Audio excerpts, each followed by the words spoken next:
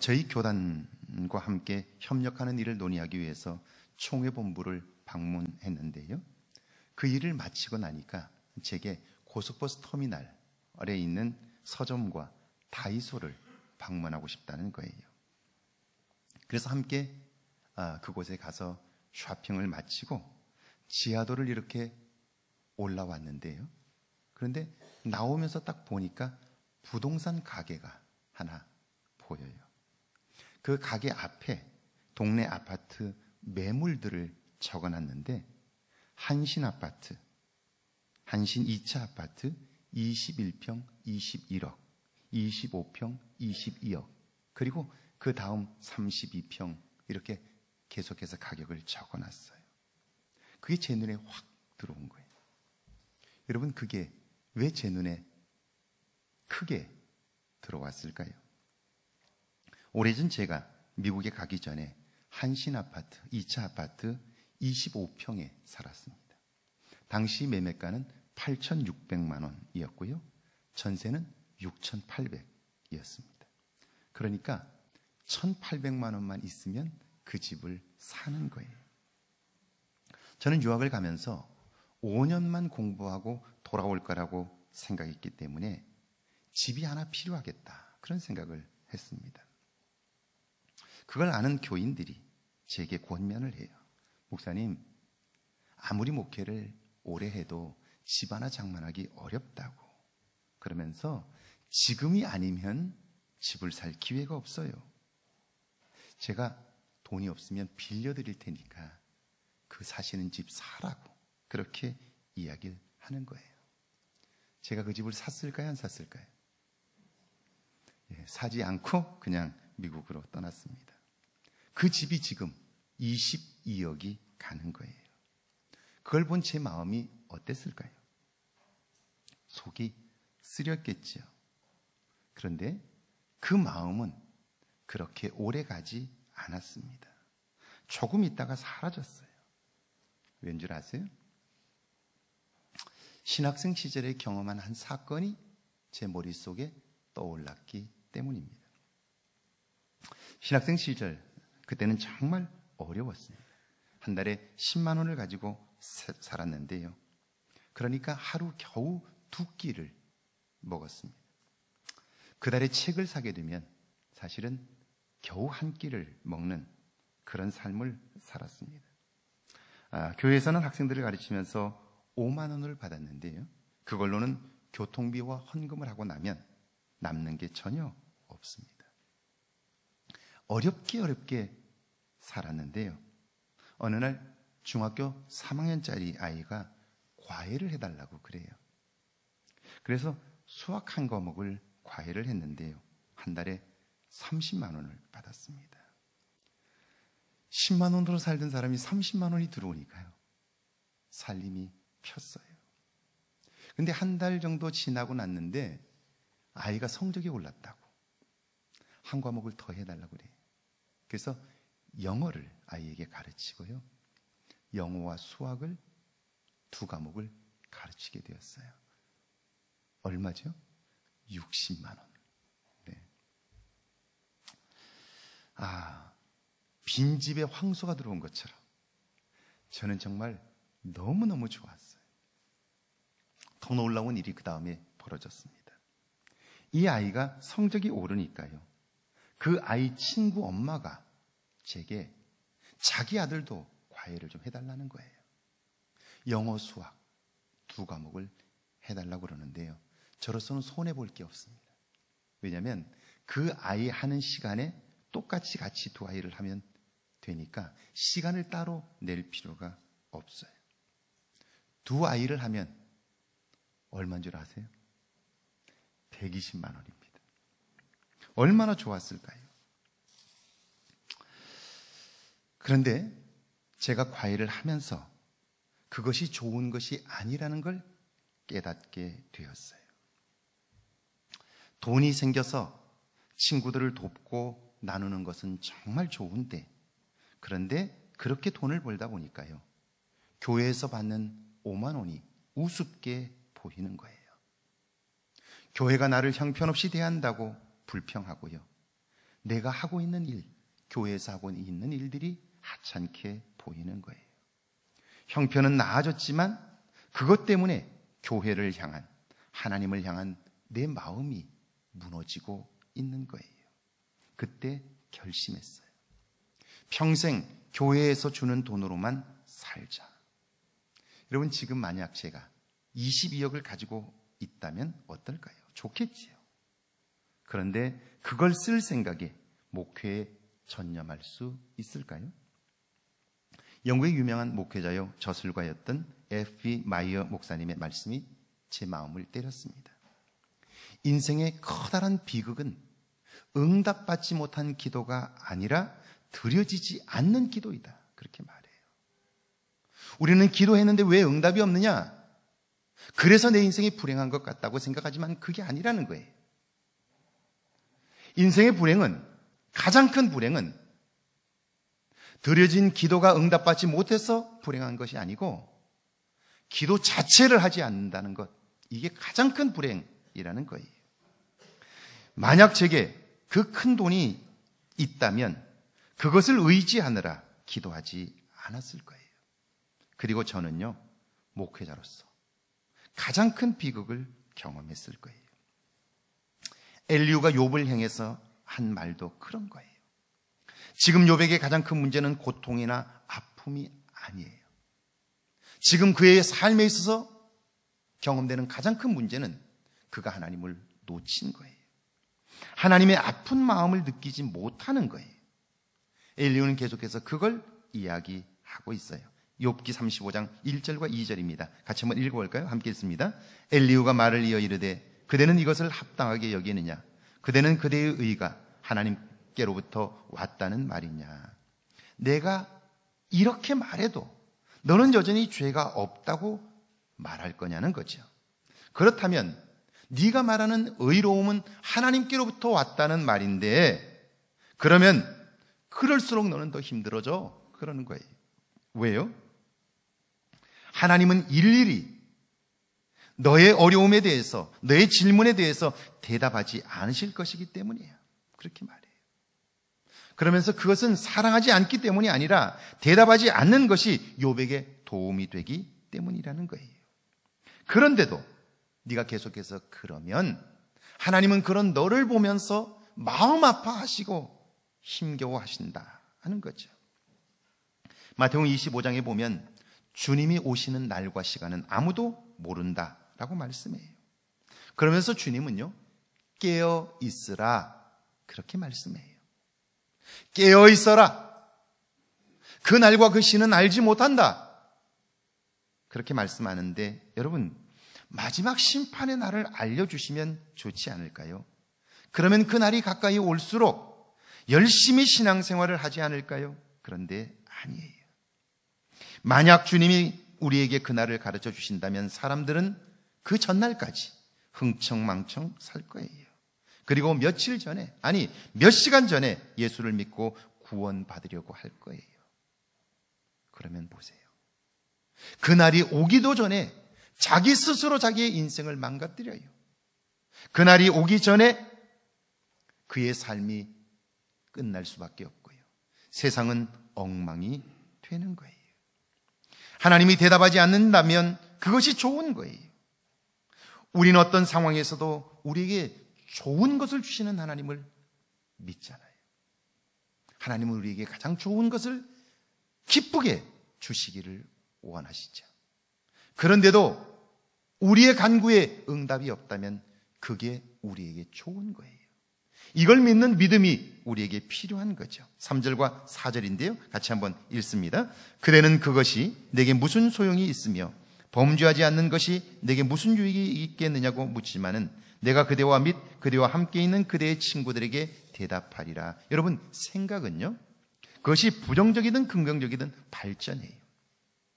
하나님이 죄 없는 나를 왜 이렇게 하셨을까? 내가 이토록 기도하는데 왜 응답이 없을까? 아무리 생각해도 나는 잘못한 것이 없어. 그런데 왜 하나님이 그러시는지 나 정말 모르겠어. 이런 생각에 사로잡히면요, 나도 모르는 사이에 생각은 한쪽으로 기울어져요. 아니, 이럴 거라면 정직하게 사는 게 무슨 의미가 있지?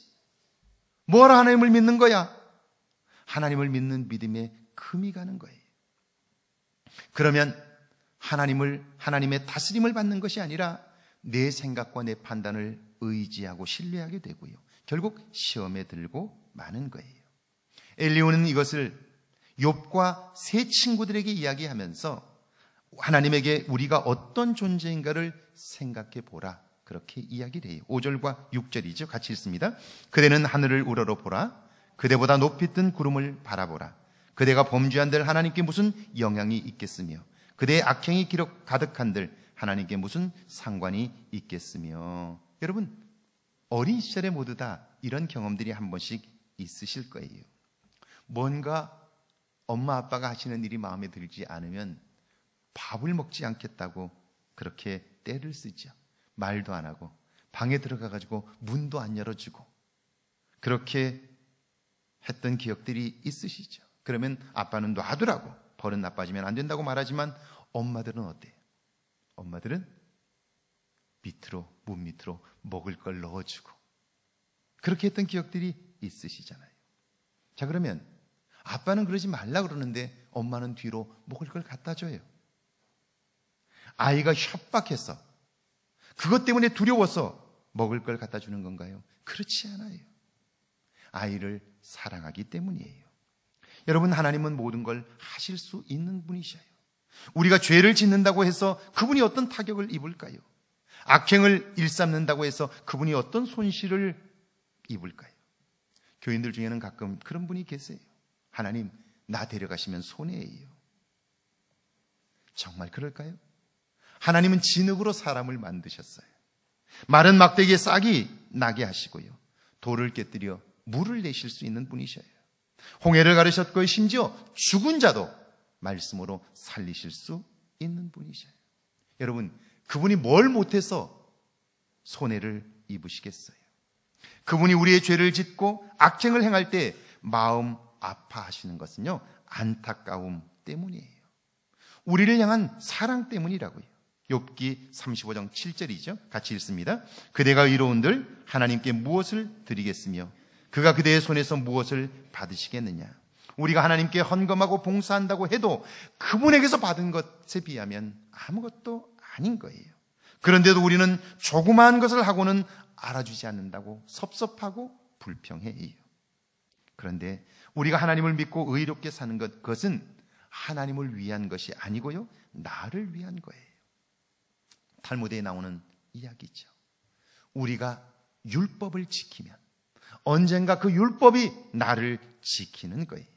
욥기 35장 8절과 9절입니다. 같이 읽습니다. 그대의 악은 그대와 같은 사람에게나 있는 것이요 그대의 공의는 어떤 인생에도 있느니라. 사람은 학대가 많음으로 부르짖으며 군주들의 힘에 눌려 소리치나. 사람들은요, 평상시에 자기 마음대로 살아요.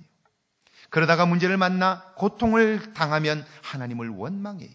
도움을 요청해요. 그런데 하나님께로 돌아서지는 않아요. 문제에서만 벗어나려고 해요. 그러니까 삶의 악순환이 계속 되는 거죠. 이것이 인간이라고 엘리후가 이야기를 하고 있는 거예요. 여러분은 이 말에 동의하시나요?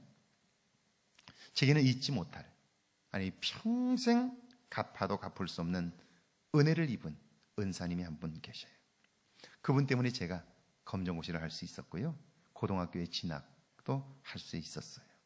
그런데 이분에게는 상처가 있어요. 대학을 다닐 때에 사랑하는 사람을 만났고 그 사람이 유명한 가수가 되면서 버림을 받았어요. 그것 때문에 방황을 하다가 군에 입대했고요, 군에서 탈영을 했어요. 결국 그것 때문에 방황을 하면서 술로 세월을 보내는 거예요. 삶이 너무 힘드니까. 그러니까 이분이 가끔 교회를 찾아요. 예배에 참석하는 게 아니고요, 늦은 밤에 술 한잔 취해서 교회당에 가서 조용히 의자에 앉아 무릎을 꿇고 기도하는 거예요. 가끔 저를 데리고 가셔요. 술 한잔 드시고 술 기운에 저를 데리고 예배당에 가서 저는 뒤에 앉고 앞에 오셔서 앉아서 넋두리를 하세요. 울기도 하고 그러셔요. 그러다가 제게 이렇게 말씀하셨던 것을 제가 기억해요. 그분이 제게 이런 이야기를 해요. 네가 살다 보면 열심히 살아도 내 힘으로 어쩔 수 없는 문제들을 만나게 될 거야. 그때는 반드시 하나님께 기도해. 그러셨어요. 여러분, 그분도 삶을 통해서 내 삶이 내 마음대로 되지 않는다는 걸 아는 거예요.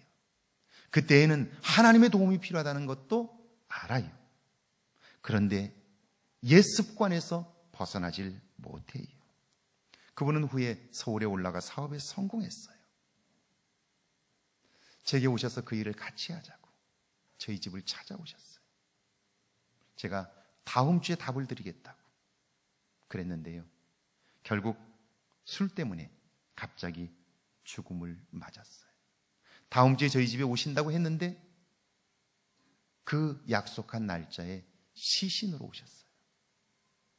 제가 장례를 치르면서 참 많은 생각을 했어요. 인간이란 어떤 존재입니까? 알지만 내 마음과 행동을 제어할 수 없는 존재. 그게 바로 나인 거예요. 아는 것대로 사는 게 아니에요. 알지만 내 생각대로 되지 않는 것, 그게 인생인 거예요. 그래서 엘리야는요, 이런 나를 제어하기 위한 놀라운 통찰력을 말씀해요. 이런 나를 어떻게 반듯하게 세워갈 수 있을까? 바로 살아갈 수 있을까? 그 얘기를 하는 거예요. 10절이죠? 같이 한번 읽습니다. 나를 지으신 하나님은 어디 계시냐고 하며 밤에 노래를 주시는 자가 어디 계시냐고 말하는 자가 없구나. 나를 지으신 분. 밤이란 삶의 문제와 어려움을 이야기하는 거죠. 그때에도 기쁨의 노래를 부르게 하실 수 있는 분. 그분을 노래하는 거예요. 찬양이란 하나님이 하신 일을 하나님이 하셨다고 고백하는 거예요. 노래하는 거예요. 그분을 노래할 때 우리의 삶은 달라져요. 문제나 환경이 아니라 그것보다 크신 하나님을 볼 수 있기 때문이죠. 오늘 신약의 말씀인데요. 누가복음 1장 46절에서 48절입니다. 같이 한번 읽습니다. 46절에서 48절입니다. 마리아가 이르되 내 영혼이 주를 찬양하며 내 마음이 하나님 내 구주를 기뻐하였음은 그의 여종의 비천함을 돌보셨습니다. 보라 이제 후로는 만세의 날을 복이 있다 일컬으리로다. 여러분이 잘 아는 마리아 찬가인데요. 처녀의 몸으로 임신한 다음에 부른 노래입니다. 여러분, 이 노래를 부를 때 마리아가 지금 자기 자신의 문제가 해결이 되었나요? 염려하고 걱정할 만한 일들이 여러분 사라졌나요? 그렇지 않아요. 이제 배가 점점 불러오게 될 거고요. 사람들이 그걸 보면 여기저기 수군될 거예요. 손가락질을 하고요. 심지어 돌을 들어 치려고 하는 자도 생길 수 있어요. 문제는 해결된 것이 아무것도 없어요. 여인의 몸으로 감당하기에는 너무나 큰 어려움이에요. 만약 이 문제에 골몰했다면 근심과 걱정에서 벗어날 수 없었을 거예요. 이런 때에 마리아는 하나님을 찬양해요. 위대한 일을 이루신 하나님을 노래해요. 그 찬양은 영혼의 찬양이에요. 마음을 다해 부르는 노래예요. 그러면서 그는 놀라운 고백을 해요. 그 하나님이 나의 비천함을 돌보셨다는 거예요. 만대의 모든 사람들이 역사상 나를 가장 복 있는 사람이라고 부르게 될 것이라는 거예요. 마리아의 시선이 지금에서 미래로 열려진 것이 보이나요? 문제에서 영광으로 바뀌었고요. 무너질 수밖에 없는 나에서 모든 것을 하실 수 있는 하나님으로 새롭게 된 거예요.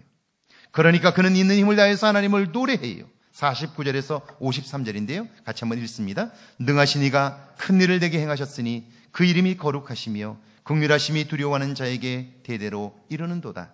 그의 팔로 힘을 보이사 마음의 생각이 교만한 자들을 흩으셨고 권세 있는 자를 그 위에서 내리치셨으며 비천한 자를 높이셨고 줄이는 자를 좋은 곳으로 배불리셨으며 부자는 빈손으로 보내셨도다.